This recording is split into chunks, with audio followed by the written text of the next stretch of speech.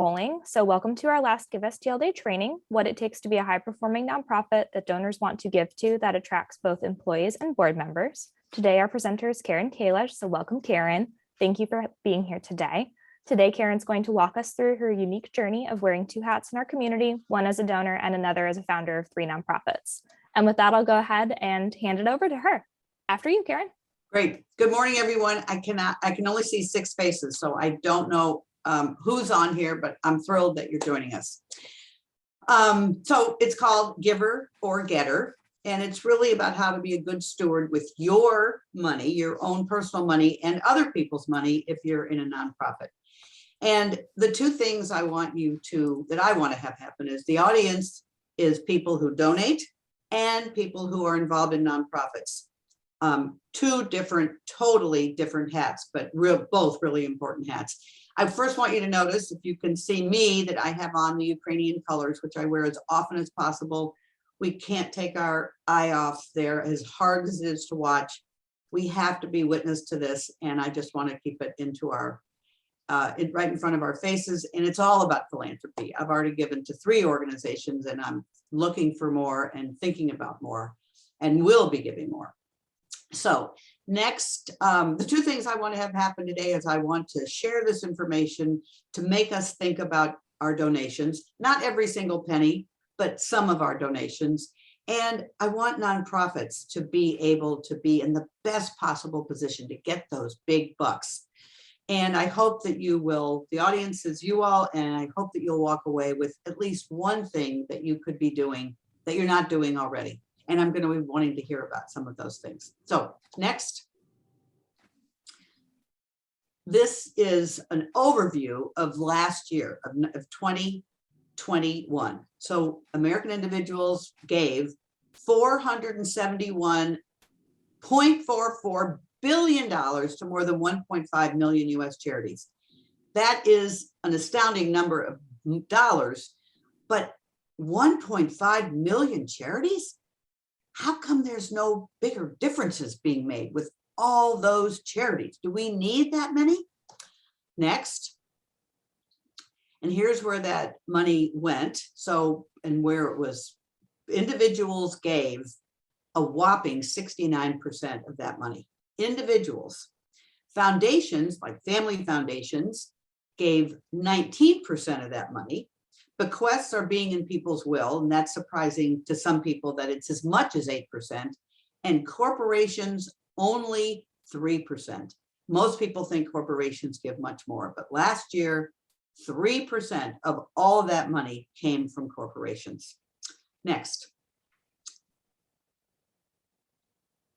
So giving to religion, education, human services, public society like United Way, all up last year, but down arts, culture, humanities, international, environment, and animals, all down. And when you think of COVID, this makes perfect sense. And if you've been in one of the down ones and having trouble raising the money, this sort of explains to you where people's heads were. Next. So here's the question, or one of the many questions is, why is so much money donated to so many nonprofits without the impact that we need, without the difference being made, without the needle being moved? What is going on? And next question to be, what if there were fewer nonprofits, fewer than 1.5 million? I'm in St. Louis, and between Missouri and Illinois alone, there are 75,000 nonprofits. It's estimated there are 15,000 just in St. Louis. What if there were fewer nonprofits and more money donated to nonprofits that move the needle, that have impact, that are making a difference? And I want everyone to start thinking about these questions because I want this to be interactive. So what about me? I am a giver. I have a small donor advised fund, and so lucky to have that. But I also have started 3 nonprofits in a program, so I've asked. I love asking, actually.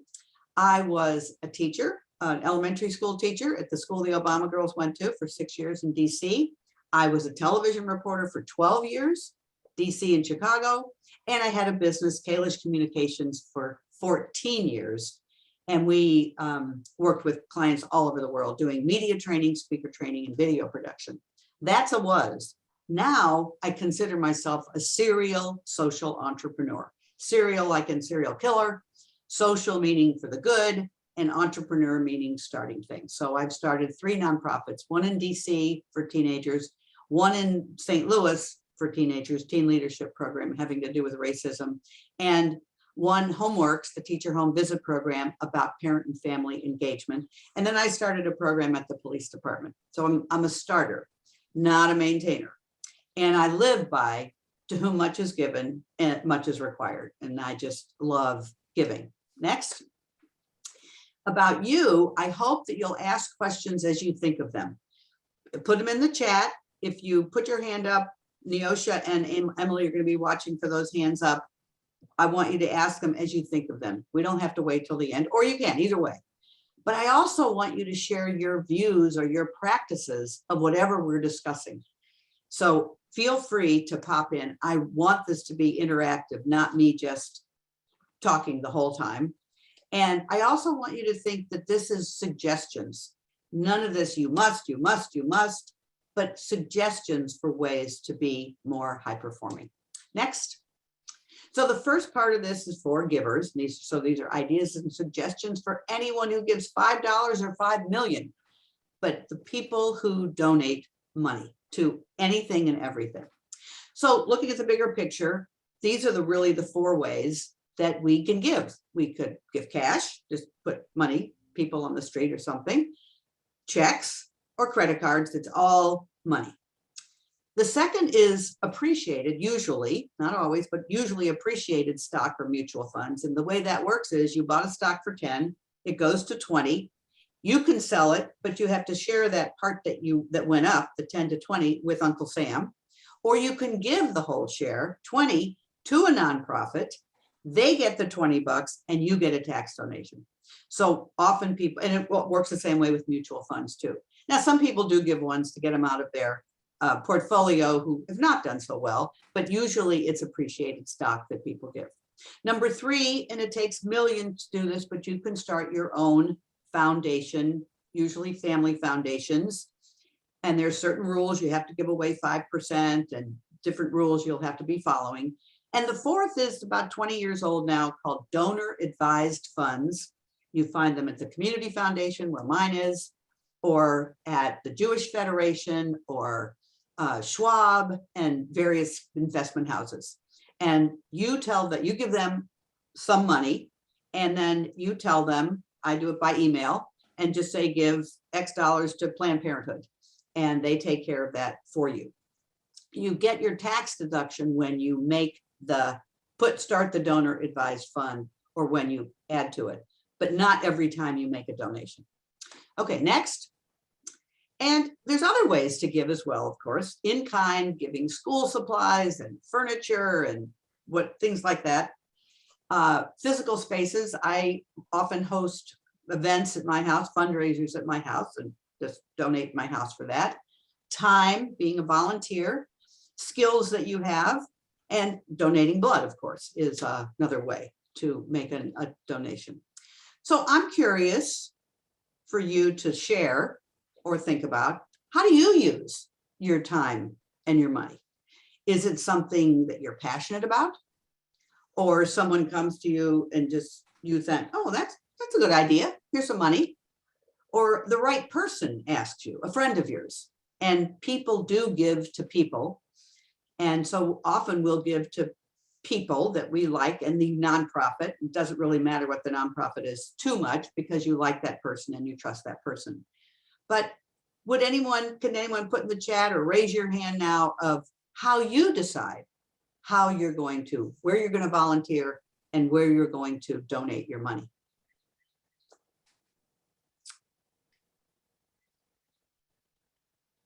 Anybody want to unmute and share?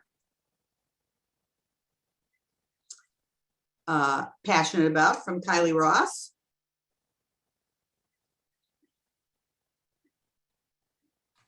Okay, I don't want to waste too much time on, okay, well, from Sarah Kramer. Oh, hi, Sarah. As I get older, I donate to where I feel a connection, not where I'm told to. That's using your brain and not just doing anything. Linda Mitchell, a cause I believe in. That's the passion, I guess. Excellent. Catherine Dorch from St. Louis U, same here, something I'm affiliated with or was affiliated with. Excellent. Thank you so much for sharing that. So we'll move on and you can keep putting things in the chat. So here's my giving journey. My first donations were, oh, that sounds like a good idea. And it was a person who asked here and just gave.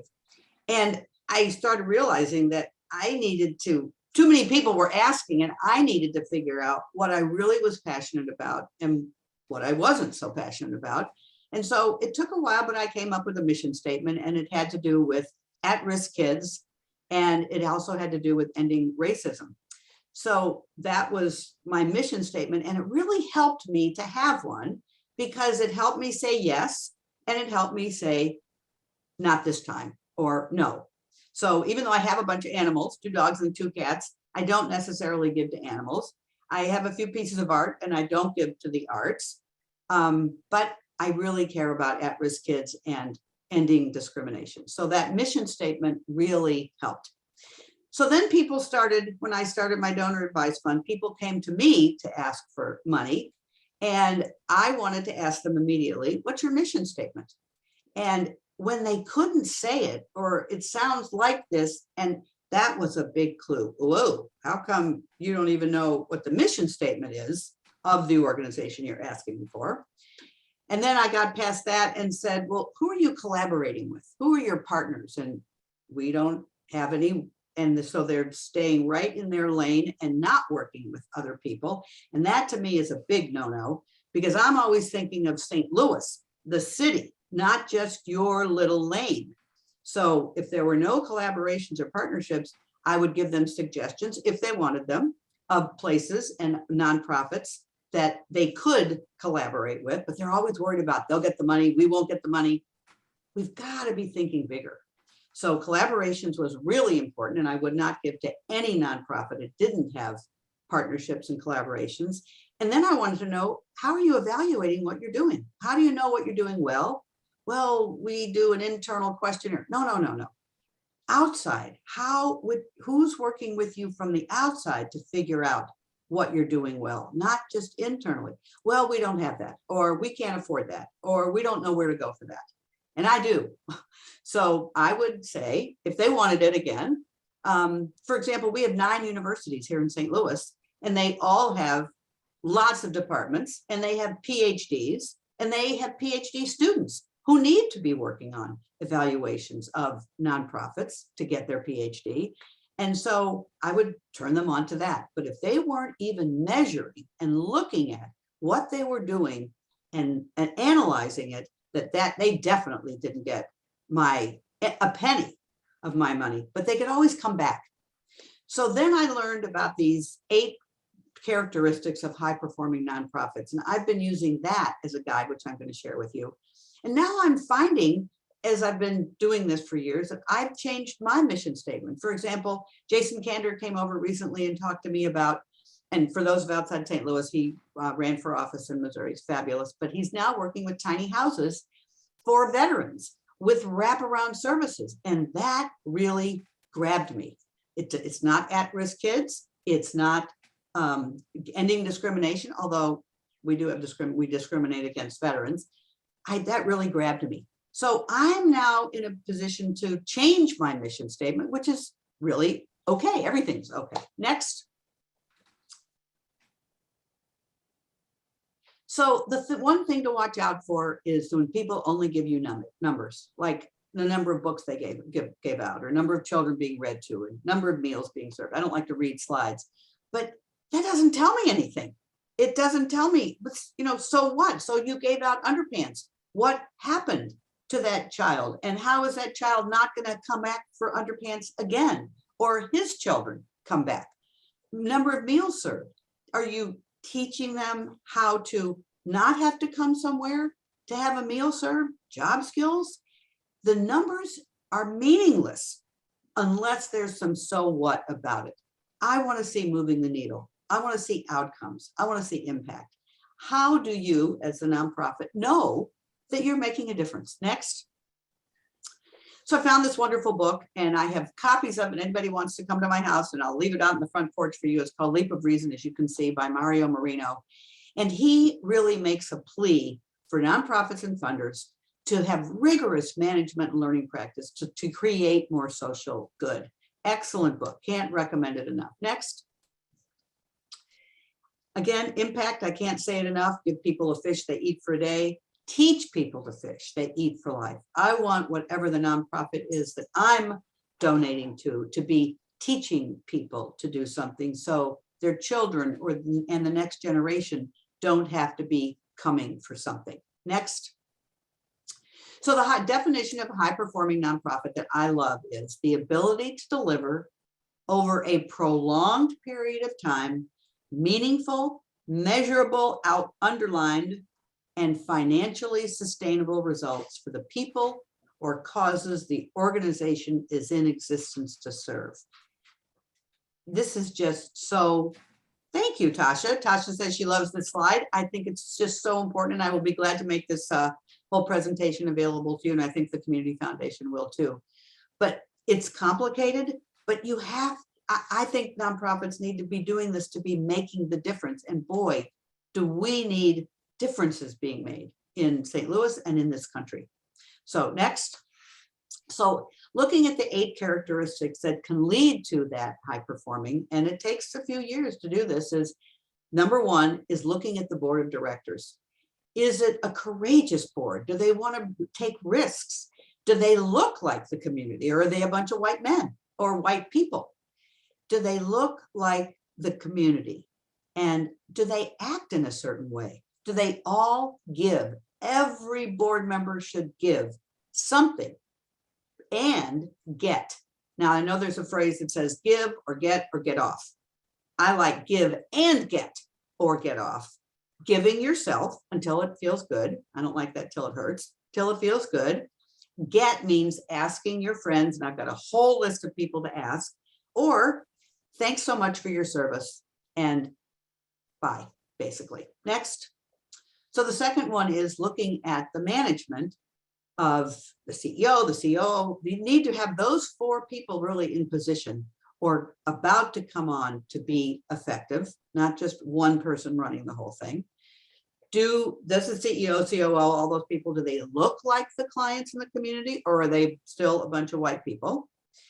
You want the right people in the right seats on the bus. And that's from Jim Collins, who wrote Good to Great. There's a big book, Good to Great, and there's a little red one that is for the social sector. And I think everybody should read this little paperback called Good to Great for the social sector. But basically it says having the right people in the right seats on the bus. Number 3 of these characteristics, do you have a program that moves the needle, that is making impact, that makes a difference? And I know you're going to hear me say this word impact a lot because it's so important. That's what these are about. Next. So the 4th one is being financially healthy and sustainable. And that means you have to be growing. You can't have the same money in your budget this year as you had 5 years ago or 10 years ago. It happened to a nonprofit that I started. One of them that I started had a ED that did not know how to raise money, and they had the same amount of money when she left as when I had left 10 years before. That is not growing. That is not healthy and sustainable. The 990, I think everybody should be looking at your own 990 and reading it through if you're part of one, or looking at the 990s of the nonprofits that you're interested in donating to. Next. So that was 4. Now 5 is culture that values learning. And this means that all the board members and the management really understand the problem that you're solving. My most recent nonprofit is HomeWorks, the teacher home visit program. It's all about parent and school engagement, families and teachers. And the board and the staff needs to really understand this parent engagement in schools and the importance of that relationship between school and home. But whatever your nonprofit is, the staff and the board need to really understand what it is you're working on, what it is you're trying to solve, not alone, but that you're working on to make a change. And number 6 and 7 have to do with data, data, data. So the first is the internal data, and you do need the numbers, but only to get to using those numbers and seeing what difference it makes. The external evaluation for mission. And again, that's going to those 9 universities, or you can go to, if you've got a whole lot of money, you can go to Mathematica in Princeton, or you can go to Rand in LA. They do the biggies, but there's other companies in between that will do it too. But you don't need to spend a lot of money, but you do need to have data, gathering data, and analyzing data, and an evaluation team from the get-go, from the beginning, helping you with your mission statement and your goals and all the documents you need to be able to show that. Next. And 8 is the collaboration and partnerships. You cannot do the it alone. No nonprofit, even the Urban League, which is big, and the smaller ones, you can't do it alone. You have to collaborate and partner with other organizations that are either doing similar work or doing things that would mesh with what you're doing. But you can't do the it alone, and we need the it. Next. So when we're still talking about being a giver and how to give, you're going to be asked, or the possibilities are, you can give to the general operating fund of that nonprofit, unrestricted money. Here's some money, do whatever you want with it, whatever you need. I know the lights bills need to be paid, the telephone bills need to be paid. Here you go. And that takes trust. Or there's a certain a project that you have, or you have several projects. The Urban League, for example, has lots of projects and programs, and maybe that is something you want to give to. Some are going through capital campaigns, that's the big bucks, and buildings, or capacity building, giving training, paying for the training for the staff to be learning how to take care of the many problems that are coming up. It's totally up to you. I will tell you, from a nonprofit point of view, it's much easier for the nonprofit to have general operating unrestricted funds, but you never want to keep a donor from giving to something that he or she really cares about. So it's totally up to you. But I'm now curious, and I hope you'll start typing into the chat, what do you think of these 8 characteristics? And what do you think might happen if more people took them into consideration when making a donation? It's time consuming, but if you just sort of think about what it might look like if we did that. Can anyone type into or put your hand up of what do you think of these 8 characteristics, and what do you think would happen if more people would take them into consideration? Any hands up, Emily? Sarah again. Not seeing any. Right. How about if more corporations took these into consideration? Sarah is at Ameren, our electric company, and wow, that is really a great idea. Sarah? We have Claire, if you want to go ahead and come off mute. Sure, Claire. Hi, my name's Claire. I have a question from the nonprofit standpoint. How do we not convince, but inform givers to make sure that they are looking at a nonprofit and doing their due diligence, so that they're not just giving small amounts to everyone that asks, but giving meaningful donations to nonprofits that they believe in and that they think will make a true difference? Why do you want to know that information, Claire? If you're on the nonprofit side, you're in the nonprofit. Well, I think that, like you brought up at the beginning, I think that if everyone gives small amounts to all the nonprofits without any collaboration between the nonprofits themselves, that doesn't make as much of an impact as everyone working together to what will make the biggest impact on the need that you're working for. I guess just off the top of my head, I might, if I were you, pull donors together, give them some food, of course, and do a little workshop with them, and share some of these characteristics, and you just want to learn more about them and be with them and give them information. So that's what I would think of doing. Don, what's on your mind? Well, many thoughts, but and I've been engaged in nonprofit creation and strategic planning for over 40 years in various communities across the country. But I think the nonprofit sector is under a lot of stress right now, as is generally our social infrastructure, as evidenced by the debates in DC. But at the local level, and state level, we have to be able to leverage government as an effective partner here, because one, they have so much money, believe it or not, and secondly, it has to be effectively leveraged, and we cannot be timid about our political advocacy. And I think that's one of the areas where we really need to step up to the plate. You're 100% right, and good luck in Missouri. We're not on the same page. So are there any other, Emily, any other questions or hands up? Or should we I move don't see on? any other hands up. Okay, let's move on then. Oh, wait, Linda. Linda from across the river. Oh, Linda has her that's hand right. up. Hi, Karen. I just want Linda. to say I agree with your the 8 characteristics, and I like your emphasis on impact versus impact to move the needle versus just numbers. But right now with my nonprofit, I'm still at the number stage. For example, last year, sure, we gave out over 10,000 books to 417 families. But I like what you're saying. Well, what happened after that? So that's the stage where we are. What happened after that? What happened in those families? And so that's what I'm trying to convince potential donors that, yes, we are going to move to the next level of getting the testimonies, the stories of what's happening in those families. So we are going to find.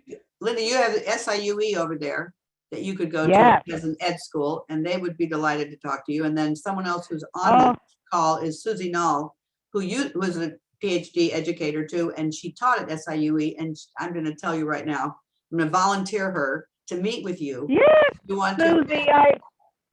Susie. I know Susie. Okay. And at SIU, their education fraternity is going to help us too. Okay, good. They're going to be our volunteers. So it's just going to take a while for us to move to that next step, but we're on our way. We're gonna get to that, just like you said. Great. Okay, so Jaleesa Bembry, I agree with 8 characteristics, and a lot of these things have been key for the Soul Fisher Ministries. That's a great nonprofit in this area. So thank you for that. Don, you can put your hand down if you want to go put in there because your hand's still up. Okay, so moving on. So I'm suggesting that when someone comes to you or you are interested in a nonprofit, that you have a friendly conversation. So what I'm going to share with you from here on is not just, do you do this? Do you do this? Do you do this? But just a friendly conversation back and forth. Remember that the relation between a giver and the nonprofit is a partnership. It is not the nonprofit coming to you and begging and this unequal relationship. It's a partnership and sharing information. So let me give you some suggestions. Next slide for this friendly conversation and just learning. So you want to be sure it's a 501c3. Some have not gotten their 501c3 status. It could take as long as a year, but with the tax laws, you get the tax deduction if it is a 501c3, or if it's on its way and has a fiscal sponsor, that's fine. But you want to be sure that you will get the tax deduction, and you want to know how long they've been around. Just, is it 2 years, 3 years, 10 years, just to sort of understand where they are in the process. You do want to know who is the CEO, if that's not the person coming to you, if you've got the development director, but you want to know something about those people running it. And you also want to know who's on the board. And you want to be sure it's not a whole bunch of white people on the board. What do you do? And you want to say to the person, what do you do? And if they can't tell you really quickly and they're going around and around, they don't really have their act together yet. And if you have to say, what's your mission? And they have to go either get the business card out or I'm not sure. That's a big red flag for me. What are your programs? You hope they can tell you what they are succinctly and they really understand it. You want to know how they collect the data. We've been talking about that, analyzing it and acting on it. And you want an example really of what have you learned and what all that. How will my donation make a difference? How will you use my donation. Next slide. But again, friendly back and forth, learning, learning, learning. Where does your support come from? Who are your donors? And they should be able to have a list they can give you, or off the top of their head, tell the biggest ones are the corporations. Sarah, I always talk about Ameren when people ask us about where our support comes from. You want to ask, do you have a strategic plan? And that it's not a no-no if they don't, because some strategic plans sit on the shelf, and people are getting away from strategic plans and doing another kind of planning for a shorter time. But you do want to give to an organization that is thinking about the future, whether it's 1 year or 3 years, 5 years, whatever, because you want to be sure they're thinking ahead and not just staying where they are. So scaling, replicating, growing, they're all a little bit different. We at Homeworks decided, we were in 31 schools, and oh my gosh, it was too many. So we decided to scale, to come down and go deeper and get better data. So it doesn't have to be going all over the country, all over the state, but really with some thought. Are you going to replicate? Are you going to give other people a chance to do the same thing? How are you going to do it? But just to have that discussion is really important. And if they haven't, you want them to think about having that. And then this is another key question: who are your competitors? We are always asked at Homeworks, well, aren't you like parents as teachers? And we, of course, have an answer for that, because we see ourselves as a continuation of parents as teachers. They use parent educators, we use teachers, and then we go on to that. But you have to know who your competitors are, and they could be ones that you could collaborate in partnership, which is just so important. So next slide. I love Winston Churchill, but we make a living by what we get. We make a life by what we give. Emily Bauman says, Catherine, the recording and the presentation will be available on the Give STL Day website. So I want everyone to know that. Philanthropy is not about money. It's about feeling the pain of others and caring enough about their needs to help. And boy, has that been evident in Ukraine, feeling the pain of others. Misha says, if you're fundraising for general operation or unrestricted, what are some of the best practices? And I can't see the rest of the question. So we're going to come to that when we go into the next section. So can some people put into the chat now, what do you give to? What names of organizations and why you give? Any hands up, Emily? Not yet. Speaking personally, I give to the rescue organization that I got my dog through, because of course I love them very much because we have a wonderful dog now. But again, that's just going back to I have affinity for that organization. So fabulous. Allison also says animal rescue. Yep. I give to a place in Chicago called Paws, P-A-W-S, because that's where one of my dogs came from. So it doesn't have to be in your own backyard. Sarah, again, Sarah, I'm so glad you're on here, but I went off so fast. Can you read Sarah's? Because I didn't get to see it. Sarah Kramer said she gives to her child's school and church, and then miscellaneous nonprofits. Alicia, sorry, gives to Almost Home. That's a great one. Okay, so moving on, next. So now that was about being a donor. Now we're going to change hats, and I want you to listen to everything as if you are a board member or you work for a nonprofit. So you're on the other side now. So what I call the getters. So these are suggestions and ideas for people asking for money. Moving on, next. Okay, so this is for nonprofit EDs, CEOs, development directors, boards of directors, fundraising committees. I personally love asking for money. I never look on it as begging. I'm looking on it as a totally different way, and that is I am giving this person an opportunity to play a part in something that's way bigger than I am. So I'm giving them the chance to make a difference. And when you look at it that way, I think it changes everything. And my favorite word to use, and I can't find another one to take its place, is the word consider. Would you consider $500? Would you consider $5,000? Would you consider $25,000? and I'll tell you a story about that in a minute. But the word consider softens it. It's not, will you give 25,000? It just seems so hard to me. But would you consider softens it. And I love that word. And the other thing I always start with is the why before the what. What does that mean? When I talk about homeworks, for example, rather than, and people will say, what's homeworks? And people will say to you, what's whatever your nonprofit is, rather than answering their question, you can say, what I say is, well, let me tell you the why before the what. So I put the problem out there, and then the what is what we're doing to solve that problem. So I will say, let me tell you the why before the what. There are so many children who come to school 1 and 2 years behind on their very first day of school. They don't know their shapes, their colors, their letters, how to write their name. We have to get them ready for school. We've got to get mom, dad, grandma engaged in their education. Homeworks trains, supports, and pays teachers to go to the homes of their struggling students to build trust and get the parents engaged in the education. And then people really get it. But if I just started with, we're training and supporting and paying teachers, wait a minute, what, why? And then you'd have to go back. So I always say, start with the why, not the what. And you don't have to answer their question in the order they asked it. Same with the media, by the way. You don't have to answer their question. You answer the one you want. So anyway, I always start with the why before the what. Next. So now we're thinking about this.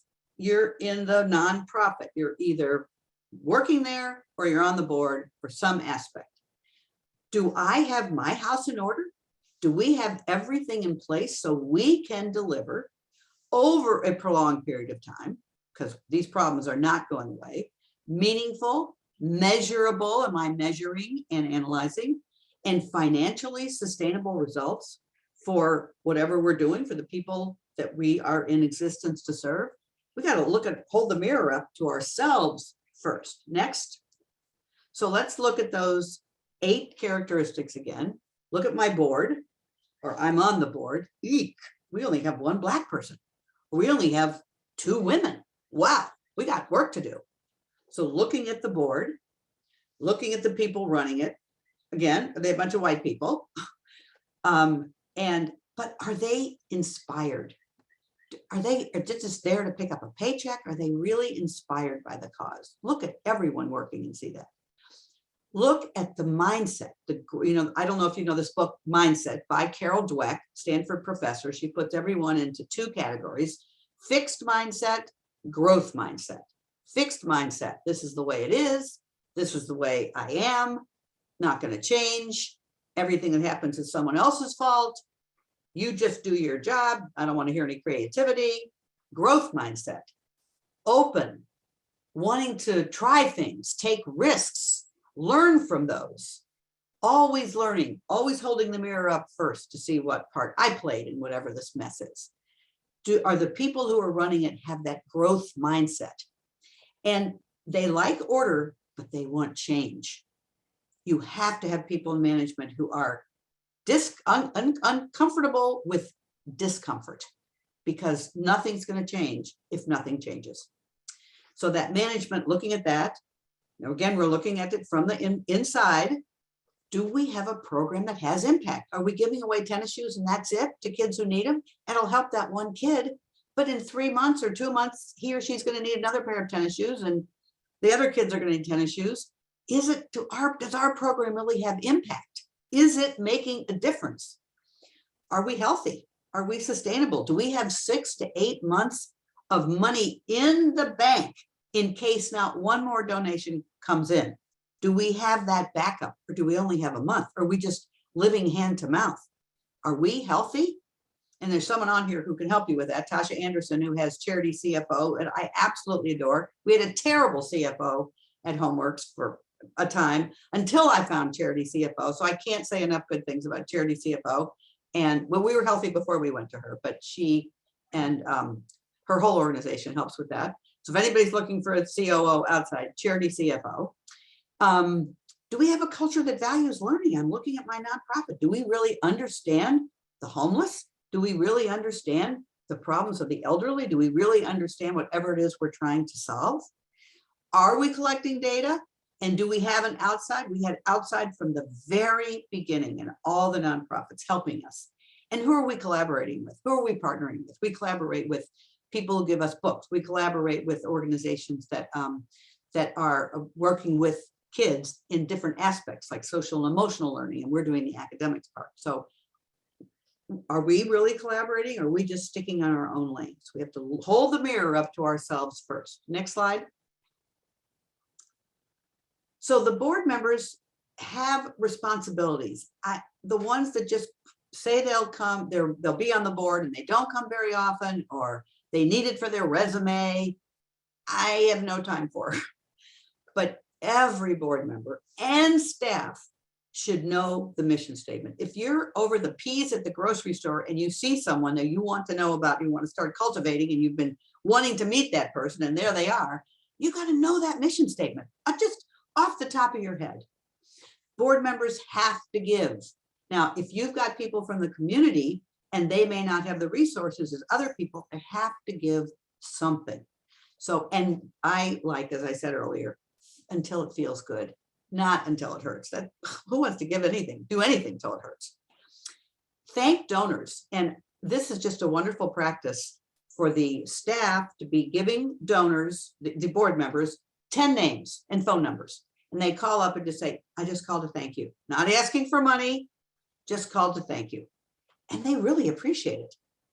We want board members who will tell everyone about the nonprofit and have brochures in their purse, in their wallet, in their back pocket to be able to give. Because sometimes you never know when you're going to find that person who really cares about it. You want to identify and open doors to donors. You want to attend every event unless you're dying or out of town, and bring your friends. And does anybody have other suggestions that they want their board members to do, or that they insist their board members do, or is on the job description of a board member? Because you do need a job description when you're recruiting new board members. So they have a really good idea of what it's going to take to be on your board. So hands up or in the chat of other responsibilities that you ask of your board members.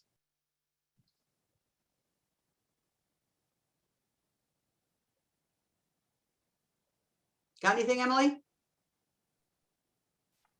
So Sarah Woodburn in the chat says that they like the idea of asking board members and donors for time, talent, treasure, and ties, which you mentioned earlier. I don't see anybody adding anything about their board. Okay. So Valerie Miller, share on the social media networks. Oh, yes, yes, yes, yes. You are so right.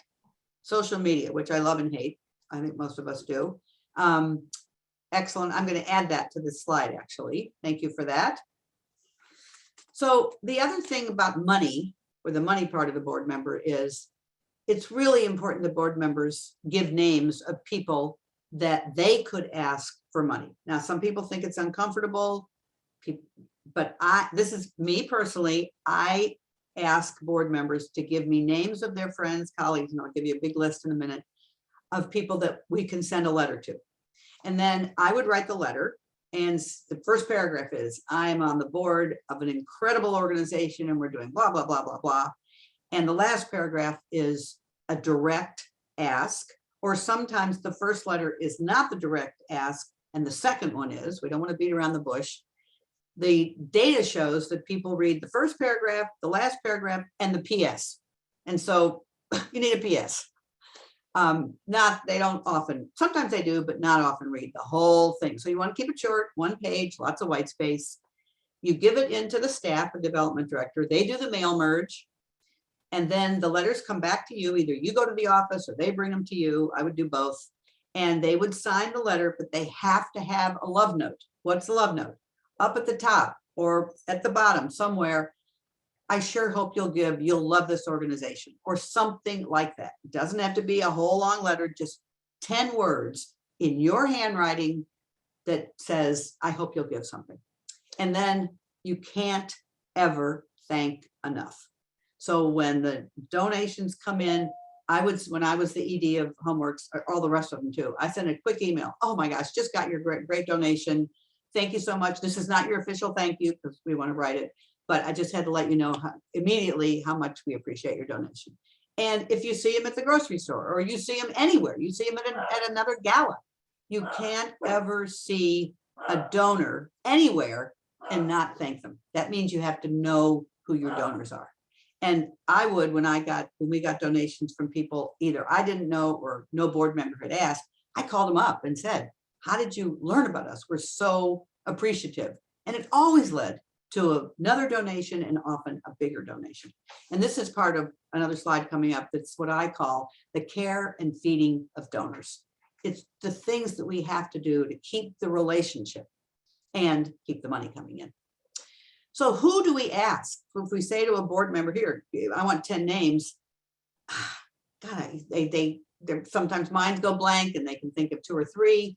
But then when I give them this list, we had somebody who gave me 87 names, another who gave me 52 names after seeing this list. So friends, neighbors, bosses, coworkers. This is not everybody, but this just to jog your memory of, oh my gosh, I can ask Joe, I can ask Jamala, I can ask Jamal. Your whole family, your parents, if they're living, of course, grandparents, aunts, uncles, siblings, in-laws, cousins, I mean, your whole family. And some of them are not going to be able to, and you won't ask them, but some would love to give. Your congregations, your church, your synagogue, your masjid, and the pastors. When I was nonprofit of a program that I started in Washington and here for teenagers, they were diverse. The first program in Washington was Black and Jewish. And so I went to every single church that the kids belonged to, called the pastor, can I come? Can I talk? And will you pass the plate for us? And oh my gosh, we came out with $1,000 sometimes. So I would speak, and when I told them we're trying to get Blacks and Jews together and ending racism, they couldn't put the money in that bowl fast enough. So nothing's off limits. Your parents' friends, your kids' friends, bosses, your friends' parents, clients, customers, teachers, professors. Next, I'm not through. Businesses you use, people with wealth, of course, people with access to wealth, of course. Someone you support. I have about 10% of my donations are to my friends and their diseases, or their husbands or wives' diseases.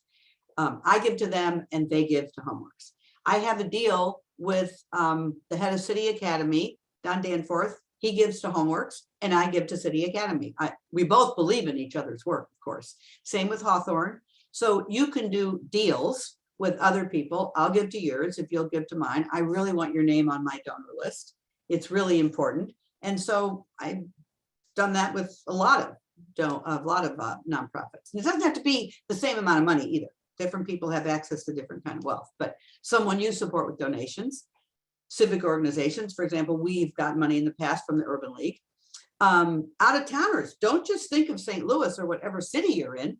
All over the country, people give. And so I send Ruth Kogan, who's on here. I love, Washington, D.C. She was my first mentor about raising money. She donates to, and she's in Washington, and she donates to Homeworks. In fact, she was on the board of a foundation, oh gosh, Ruth, I can't remember, 15 years ago. And she called one day and said, you want some money? And oh my gosh, of course we said yes. And so we got big bucks from a foundation that she was on the board of. So out of towners who care about your cause is also really important. Does anyone else have people that they ask that would fit onto this list that they'd like to share with the rest of you?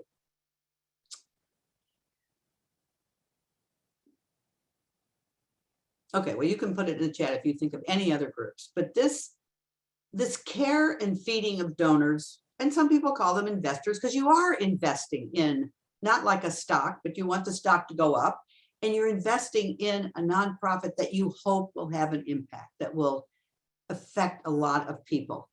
And the care and feeding of donors is, for example, I read the obituaries every day. First of all, I want to be sure I'm not in there, but the reason, one of the big reasons is that if any one of our donors has died, I want to get into that database and put that in there so that a letter does not go out to them in the future. If it's a spouse and one has passed away, you don't want the request to go to Mr. and Mrs. So you want to always be respectful of that and thinking about that. Never seeing someone anywhere and not thanking them. Or if you know their birthdays, you don't have to be collecting everybody's birthday necessarily, but the care and feeding of donors is what keeps you going and keeps that relationship going, the partnership going.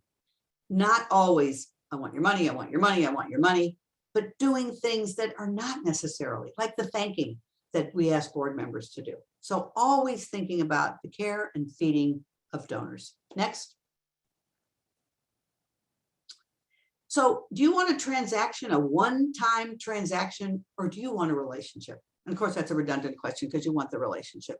So I'm going to share two of my favorite stories about when I asked for money. And the first is a man here in St. Louis, who's in California now, but Lester Miller. And Lester Miller had, well, here's how I met him. I went to a gala or something, and we had name tags.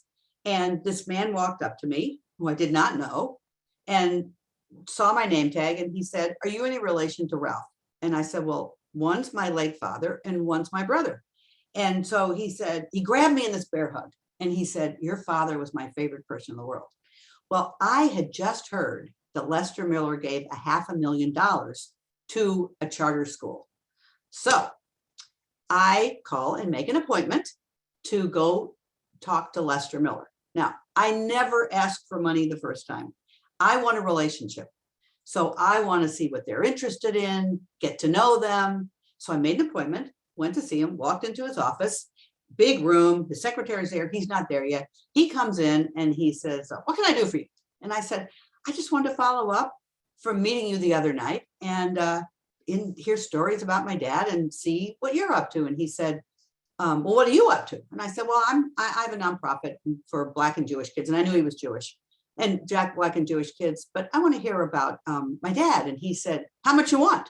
I said, "I didn't come here for any money. Nothing. He said, "How much you want?" I said, "Lester, I only came here to meet you and talk to you and talk about the story of my dad." And he says to me, $10,000? I said, "Okay," because he'd asked me 3 times. And I said, "Okay, that's fabulous." He turned to his secretary and said, $10,000 out of my personal account. And he turns back to me and says, "Come back next year and ask for more." And I said, "I'm so grateful, but I'm not leaving until I hear stories about my dad." And he sat down and he put his feet up on the desk and he regaled me with stories about my dad, which were pretty funny because he was a kind of a person who would invent things like Tupperware, and then he'd get sued and my dad would save his behind. Or he's invented luggage or something, that famous luggage, and he'd get sued and my father would save him. So that was great. But the point of this story is that I had to do my friend raising after I did the fundraising. I didn't go there asking for money, but after 3 times, that would be pretty stupid if I didn't. But you always never want to leave. You never want to take that check and walk out the door. You want the relationship. I wanted the relationship. I don't want to keep saying you must do this. So I wanted the relationship, and he gave $10,000 to $15,000 every year until he moved away. So that's my Lester Miller story. My Michael Niger story, and Michael Niger recently passed away April 7th. He was the head of a huge corporation called Centene, very generous, but timing is everything when you're asking for money. And I had never, and knowing the right person to ask also, oh my gosh. So I had only gotten a little bit of money from this company, Centene, and you have to sort of wait sometimes until the right time is. Well, Michael Nydorf lived 2 doors away from me. Very private man. But one night I'm walking the dogs, 9 o'clock at night, and he's pulling in the driveway. And I say to myself, "Karen, this is it, go for it." So he stops me, pulls down the window, and he says, "How are you?" and all that. And I say, "I'm great." And without taking a breath, Homeworks is great.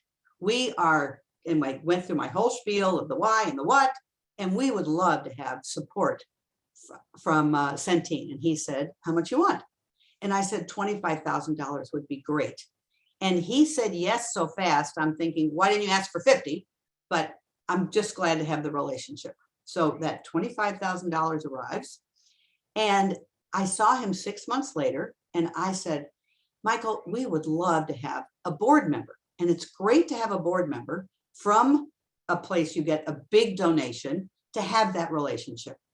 So Sarah Kramer's on here, she's at Ameren, and we used to have a person from Ameren. We do now also, but the first one was the chair of our board.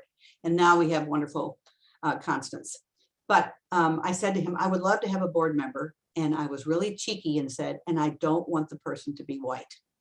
So he gave us the head of diversity for Centene.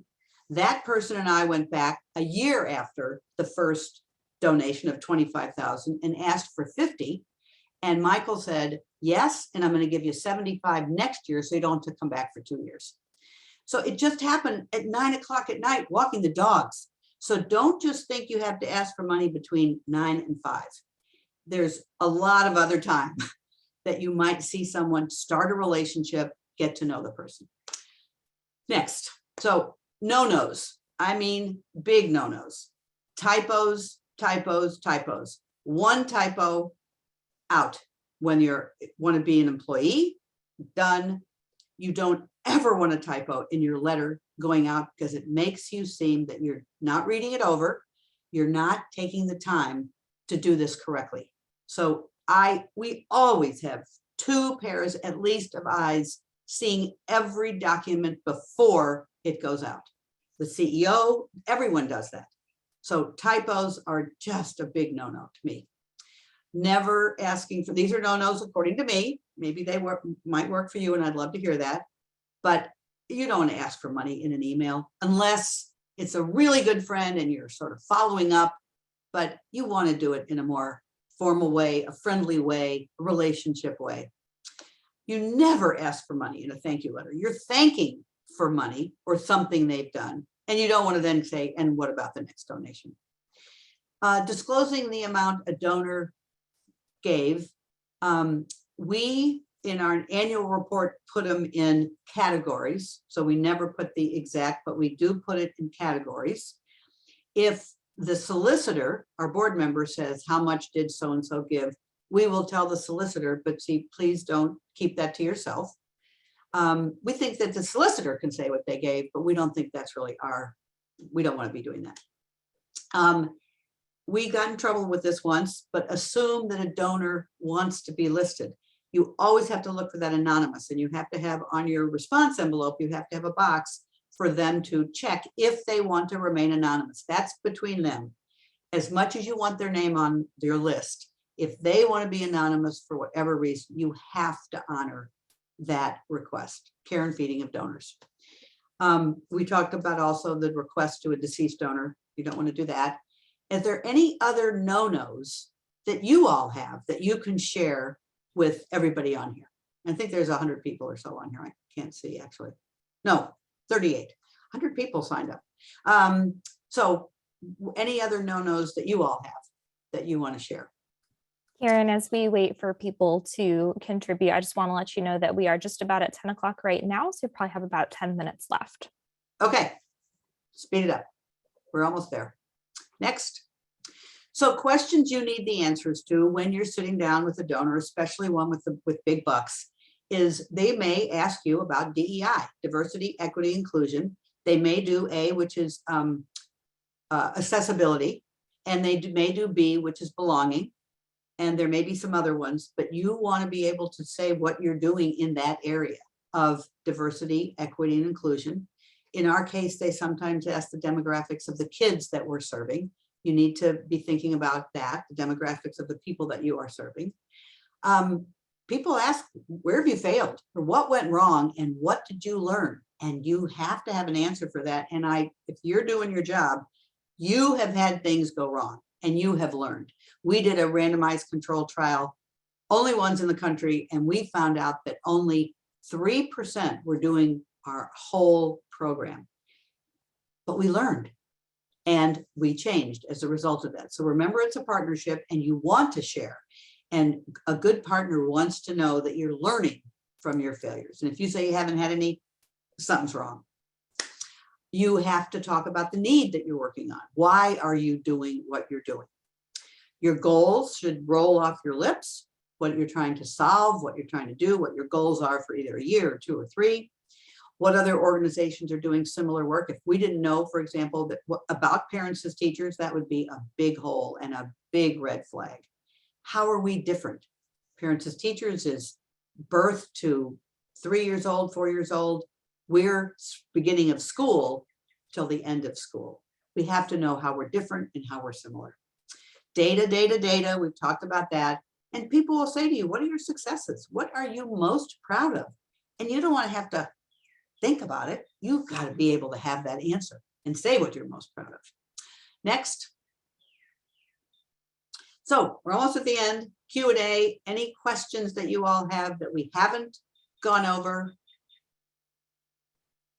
Next slide. What are you passionate about? I don't want to belabor this.